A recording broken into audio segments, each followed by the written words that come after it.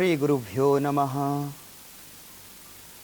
संस्कृत कक्षायां भवतां भवतीनां च स्वागतम्। अद्य वयं द्वादश कक्षायाः भास्वती इति पुस्तकस्य प्रथमं पाठं पठामः। आदौ तावत् मङ्गलम् आचरामः, तदनन्तरं पाठारम्भः भवेत्। अस्तु तावत्। ॐ स्वस्ति पन्था मनुचरेम सूर्या चन्द्रमसाविव पुनर्ददताघ्नता जानता संगमे मही अग्ने नयसुपथाराये अस्मान् विश्वानि देव वयुनानि विद्वान् युयोध्यस्मज्जुहुराणमेनो भूयिष्ठान्ते नम उक्तिं विधेम। अभयं मित्रादभयममित्रादभयं ज्ञातादभयं पुरोयः अभयं नक्तम् अभयं दिवा नः सर्वा आशा मम मित्रं भवन्तु। भद्रमिक्षन्त ऋषयः स्वर्विदस्तपो दीक्षामुपनिषेदुरग्रे ततो राष्ट्रं बलमोजश्च जातं तदस्मै देवा उपसन्नमन्तु। अर्थात सूर्य और चंद्रमा के समान हम कल्याणकारी पथ का अनुगमन करें। जिस प्रकार से सूर्य और चंद्रमा सदा कल्याणकारी पथ का अनुगमन करते हैं, हम भी उसी प्रकार से सन्मार्ग का निरंतर अनुगमन करते रहें। दूसरे पद्य में कहा गया है, हे अग्निदेव, हमें धन व ऐश्वर्य की प्राप्ति के लिए अच्छे मार्ग में ले चलें। आप संपूर्ण उत्तम मार्गों के ज्ञाता हैं। आप हमें गलत कर्मों से, कुटिल मार्ग से बचाएं। हम आपको विविध प्रकार से नमस्कार करते हैं। तीसरे पद्य में कहा गया है, मित्रों, शत्रुओं तथा प्रत्यक्ष एवं अप्रत्यक्ष अनिर्दिष्टों से हमें किसी प्रकार का भय ना हो। हमें दिन और रात्रि में निर्भयता की प्राप्ति हो। अभय के लिए सभी दिशाएं हमारे लिए मित्रवत हों, कल्याणकारी हों। अर्थात हम सभी प्रकार से जीवन में निर्भय रहें। अंतिम पद्य का अर्थ है, सबके हितचिंतक आत्मज्ञानी ऋषि सृष्टि के आरंभ में तप और दीक्षादि नियमों का पालन करने लगे। उसी से राष्ट्रीय भावना, बल और सामर्थ्य की उत्पत्ति हुई है। इसलिए ज्ञानी लोग उस राष्ट्र के समक्ष विनम्र बने, अर्थात राष्ट्र की सेवा में संलग्न रहें। इस प्रकार से हमने मंगलाचरण किया। संप्रति भास्वती इस पुस्तक के प्रथम पाठ को पढ़ते हैं। प्रथम पाठ है अनुशासनम। यह पाठ तैत्तरीयोपनिषद के शिक्षावल्ली से संग्रहित है। छात्र को उपदेश के रूप में जीवन में क्या अनुशासन रखना है, किस प्रकार से हमें अपने जीवन को जीना है, ऐसी कुछ शिक्षाएं दी जाती थी, कुछ उपदेश दिए जाते थे। आज हम उन्हीं अंशों को पढ़ेंगे।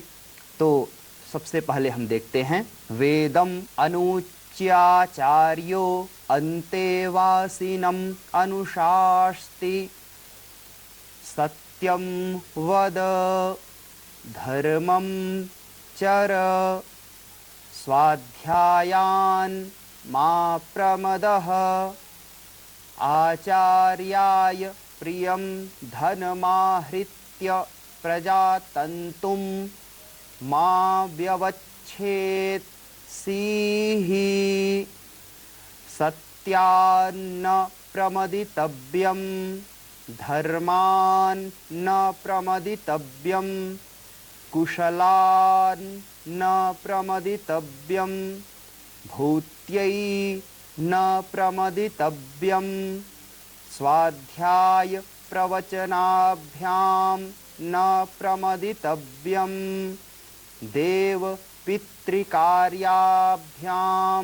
न प्रमदितव्यं मातृदेवो भव पितृदेवो भव आचार्य देवो भव अतिथि देवो भव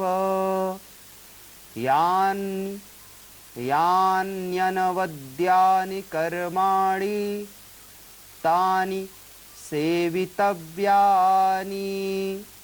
नो इतराणि यान्यस्माकं सुचरितानि तानि त्वयोपास्यानि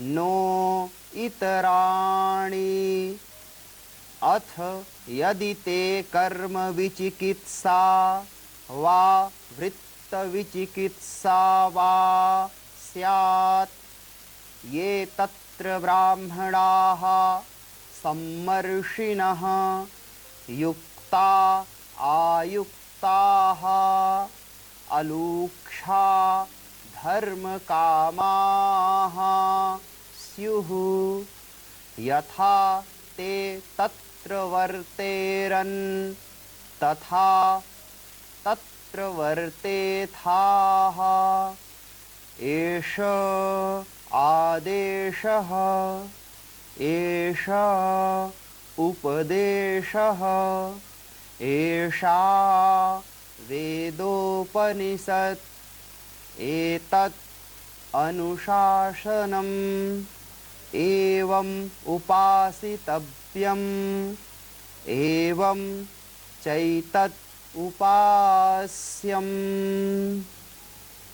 वेदम अनुच्य आचार्यो अंतेवासिनम अनुशास्ति। इसको हम पृथक पृथक करें। वेदम अनुच्य, अनुच्य का तात्पर्य है अनु उपसर्ग पूर्वक वच धातु से त्वा ल्यप प्रत्यय करेंगे, अर्थ होगा अनुच्य, बोल करके। जब गुरुकुल में छात्रों का प्रवेश होता था तो पूर्णकालीन आवासीय व्यवस्था होती थी और वहाँ रह करके वो संपूर्ण ग्रंथों का अध्ययन करते थे। तो जब पढ़ाई पूरी हो जाती थी उसके लिए कह रहे हैं वेदम अनुच्य, वेद जो पढ़ चुका है ऐसा। वेदम अनुच्य आचार्य अंतेवासिनम, अंतेवासी पद का अर्थ होता है अंते वसतीति अंतेवासी, अंते वसतीति अंतेवासी अर्थात समीप में रहने वाला, गुरु के समीप में रहने वाला जो होगा वह अंतेवासी कहा जाता है और वह क्षात्र होता है। पहला वाक्य है सत्यम वद, अर्थात सत्य बोलो।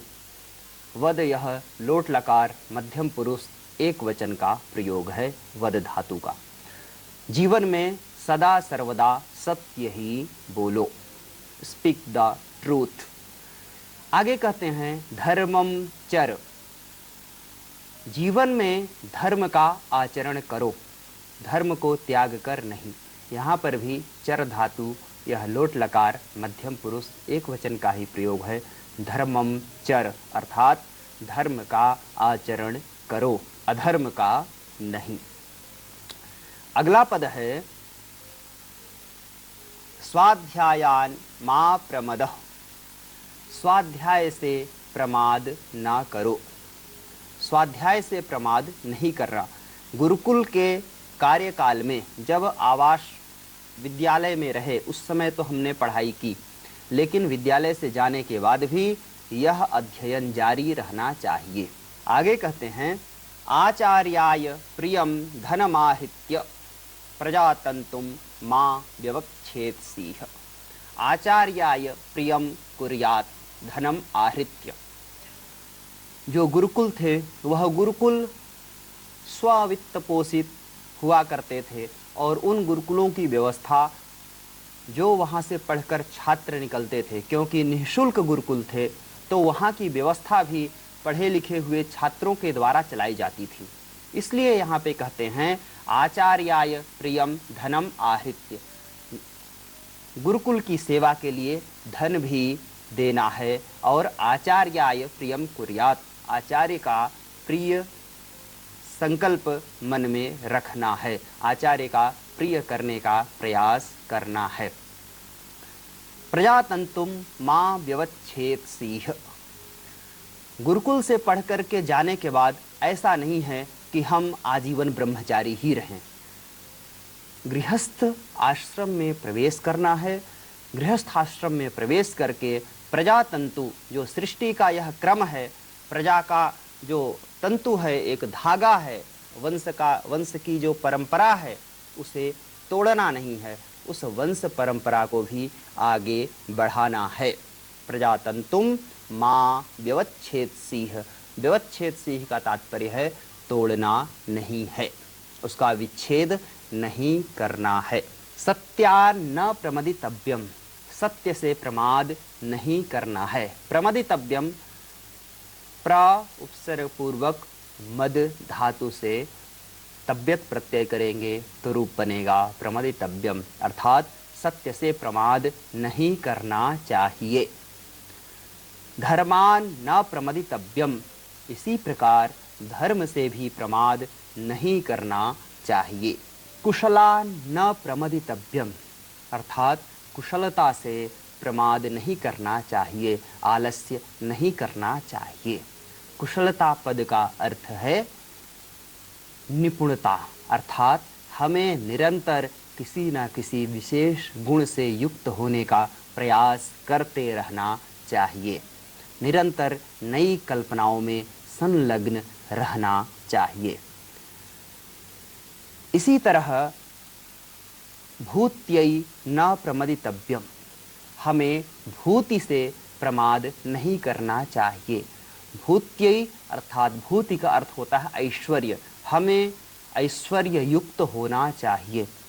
ये शिक्षा सभी छात्रों को दी जा रही है कि हम निरंतर अपने जीवन को उन्नत बनाने के लिए क्या क्या करेंगे। तो भूत्यै न प्रमदितव्यम, ऐश्वर्य संपन्नता के लिए सदा यत्नशील रहना चाहिए, उससे प्रमाद नहीं करना चाहिए। आगे कहते हैं स्वाध्याय प्रवचनाभ्याम न प्रमदितव्यम। स्वाध्याय प्रवचनाभ्याम न प्रमदितव्यम। स्वाध्याय और प्रवचन दोनों, स्वाध्यायान मा प्रमदः पीछे कहे थे, यहाँ कहते हैं स्वाध्याय प्रवचनाभ्याम न प्रमदितव्यम। हमें पढ़ना भी है और पढ़ाना भी है। हमने गुरुकुल में जो शिक्षा प्राप्त की, जिस विद्या का अध्ययन किया है, उन विद्याओं का प्रवचन भी करना है, लोगों को पढ़ाना भी है। उससे प्रमाद नहीं करना। प्रमाद पद का अर्थ आलस्य है, उससे आलस्य नहीं करना। आगे कहते हैं देवपितृकार्याभ्याम न प्रमदितव्यम। देवपितृकार्याभ्याम न प्रमदितव्यम। देव कार्य और पितृ कार्य से प्रमाद नहीं करना। देव कार्य अर्थात प्रतिदिन का जो हमारा नित्य कर्म है, पूजन पाठ है, वो हमें अपने जीवन में रखना चाहिए।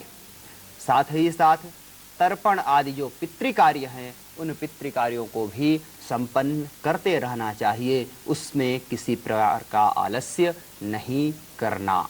जीवन में अनुसरणीय क्या है उसके लिए कहते हैं मातृ देवो भव। अभी तक गुरुकुल में थे, गुरु को देवता माना और गुरु से प्राप्त शिक्षा को अपने अंतःकरण में धारण किए। यहाँ से जाने के बाद अपनी माता में देव का भाव रखना है, अर्थात मातृदेवो भव, माता देवता के समान है, यह भाव सदा मन में विद्यमान हो। इसी तरह पितृदेवो भव, पिता देवता के समान हैं, वह एक साक्षात देवता ही हैं, ऐसा भाव सदा सर्वदा मन में रखना और कभी उनका अपमान नहीं करना। आचार्य देवो भव, आचार्य के प्रति भी वही भाव होना चाहिए, अर्थात देवत्व का भाव आचार्य के प्रति भी सदा मन में विद्यमान रखना।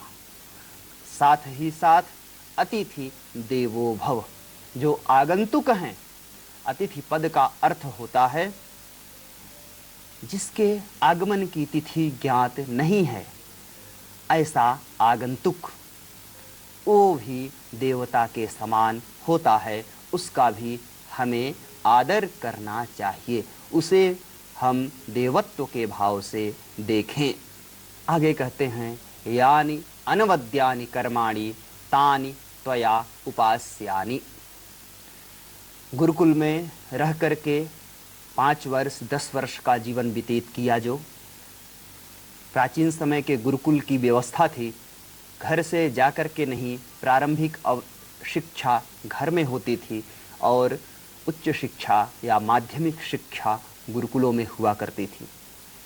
और जीवन में आचरणीय बिंदु जो हैं उन्हें कहते हैं यानि अनवद्यानि कर्माणि तानि त्वया उपास्यानि नो इतराणि, अर्थात जो अनिंदित कर्म हैं, अनवद्यानि कर्माणि, अर्थात जो अनिंदित कर्म हैं, निंदा रहित जो कर्म हैं, जिन कर्मों को समाज स्वीकारता है, समाज से स्वीकृत जो कार्य हैं, तानि त्वया उपास्यानि, उन्हीं कार्यों को करना है।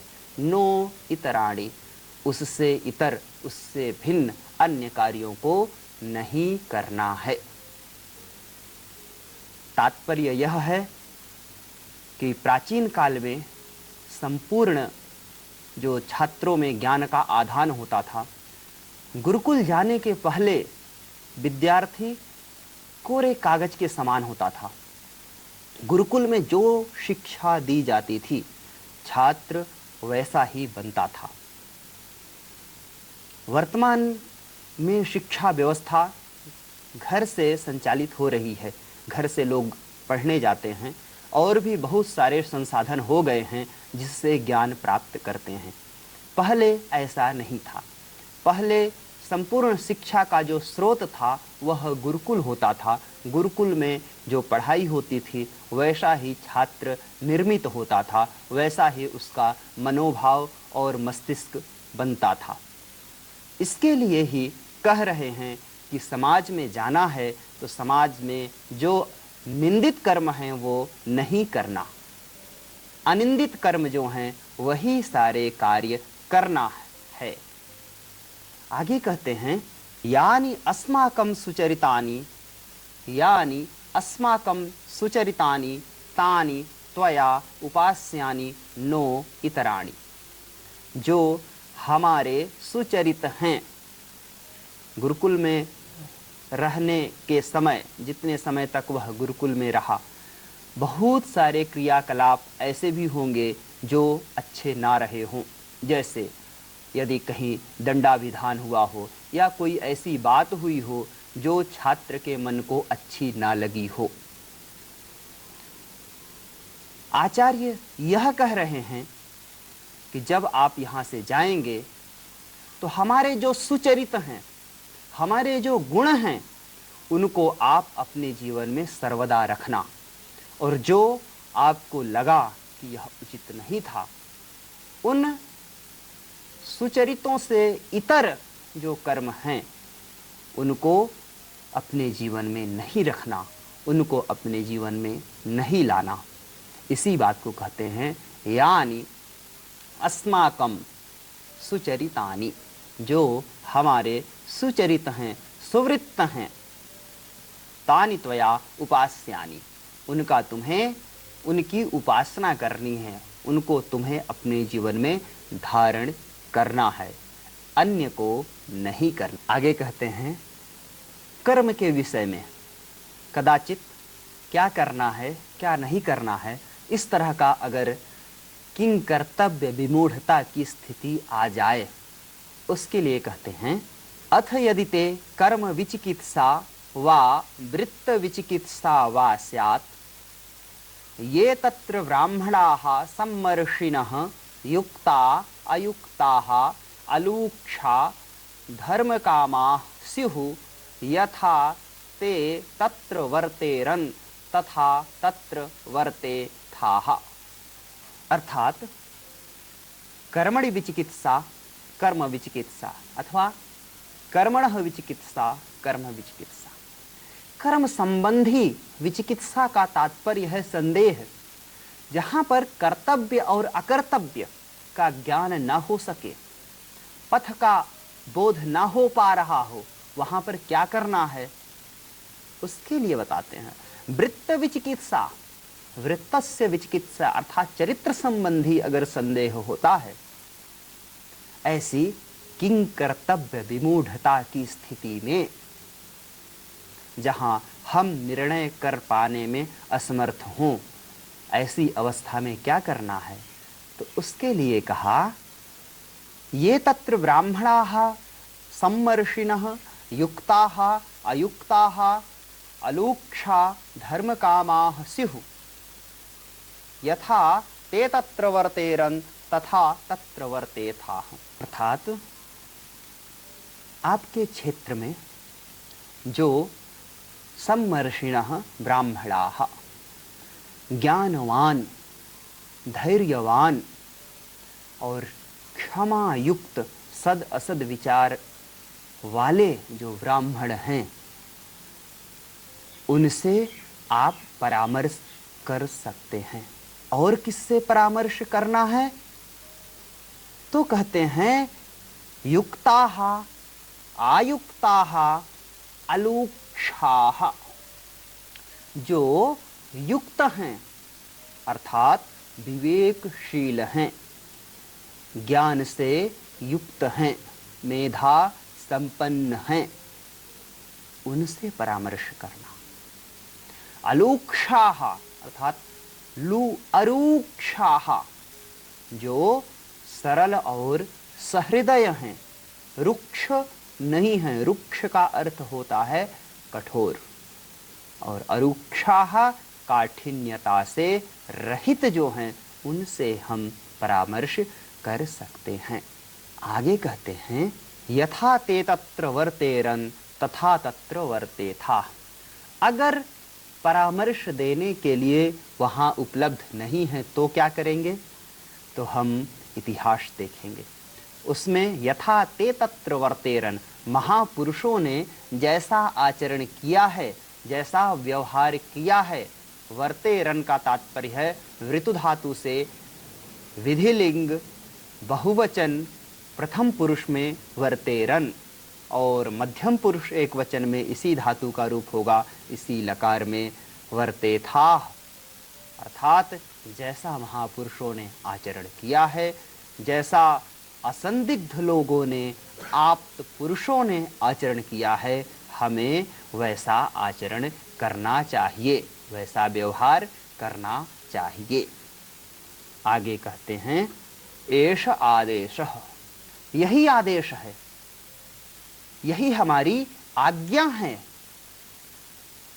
गुरोराज्ञा गरीयसी, गुरु की आज्ञा अकाट्य है, तो आपको यह पालन करना है।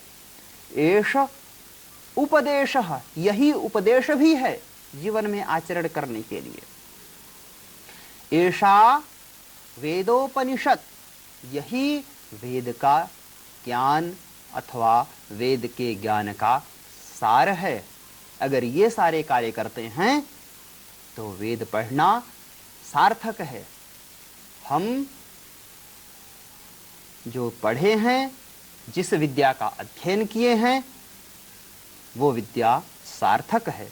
एतत् अनुशासनम, यही अनुशासन है, यही शिक्षा है। एवं उपासितव्यम, इस प्रकार की उपासना करना चाहिए, इसका जीवन में अनुष्ठान करना चाहिए, जीवन में इसे लाना चाहिए। और अंतिम पद्य कहते हैं, अंतिम वाक्य कहते हैं, एवं चैतत उपास्यम, यही उपासना के योग्य भी है। तुम्हारे द्वारा इसी की उपासना की जानी चाहिए। इसी की अर्थात अभी तक जितना हमने बताया, अभी तक हमने जो जो चीज़ें कही है, इन सारी की सारी बातें जीवन में अक्षरशः पालन करना चाहिए। और यही जीवन को उन्नति प्रदान करने वाला होगा। यही वेद का संदेश है, यही गुरु का आदेश है। शब्दार्थ के अंतर्गत हम देख रहे हैं, इस प्रकार का पुस्तक में दिया गया है। हम एक एक पद के अर्थ को इसी प्रकार समझ सकते हैं जैसा कि देख रहे हैं। साथ ही साथ पुस्तक में दिए गए इन वाक्यों का अभ्यास भी करना चाहिए। जो आचार्यो अन्ते वासिनम, संधि विच्छेद करेंगे, आचार्य प्लस अन्ते वासिनम। नीचे लंबी प्रक्रिया आपको दिख रही है, नीचे लंबे वाक्यांश आपको दिख रहे हैं, सबका अभ्यास करना है। साथ ही साथ जो प्रश्नोत्तर दिए गए हैं, जो रिक्त स्थान की पूर्ति हम देख रहे हैं कि रिक्त स्थान की पूर्ति करें, इस प्रकार के जो निर्देश दिए गए हैं।